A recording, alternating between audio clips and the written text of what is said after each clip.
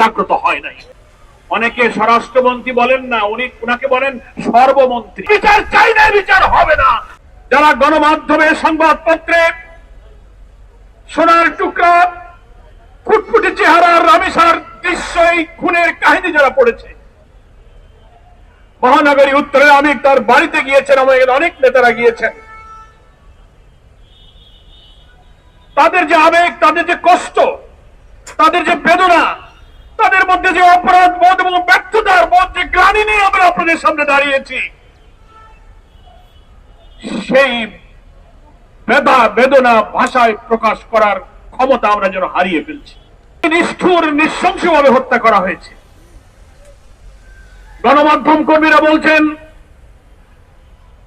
মেয়েটি কেবল 1 থেকে ক্লাস 2-তে উঠেছে, 7 বছরের মতো বয়স হবে। মেয়ের বাবাকে দেখলাম কেঁদে কেঁদে বলছে, আমি 7টি বছর আমার বুকে নিয়ে তাকে ঘুমিয়েছি, কিভাবে আমার রাত কাটবে। কুপিয়ে কুপিয়ে তার দেহকে খন্ড খন্ড করা হয়েছে। ওইটুক শিশুর মাথা আলাদা করে তাকে বাথরুমের মধ্যে ফেলা হয়েছে। আজকে আমরা মানবতা, গোটা জাতি, গোটা দেশ আজকে আমরা লজ্জিত, ব্যথিত। আমরা শিশু অফিসার, মা বাপ, এই দেশের সমস্ত মায়ের কাছে আমরা ক্ষমা প্রার্থী। মানবতা আপনাদের কাছে আমরা আজকে লজ্জিত।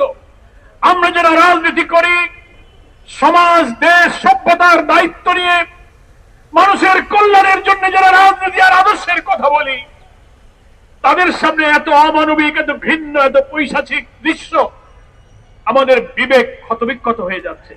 এত নিষ্ঠুরতা, এত বর্বরতা, এত নৃশংসতা, দিনের বেলা কলিজার টুকরা মেয়ের গলায় ছুরি চালিয়ে মাথা আলাদা করতে পারে, এই নৃশংসতাই আমি জাহিলিয়াতের বর্বরতাকে হার মানিয়ে দিয়েছে।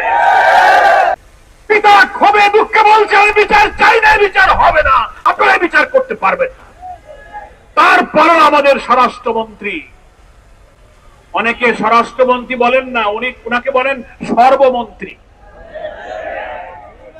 এত মানুষ কান্দে, এত মানুষের বিবেক জাগ্রত হয়, স্বরাষ্ট্রমন্ত্রীর বিবেক জাগ্রত হয় নাই।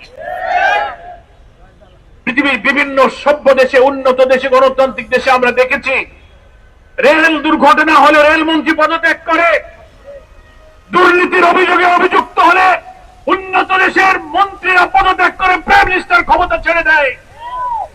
স্বরাষ্ট্রমন্ত্রী আপনার সন্তান,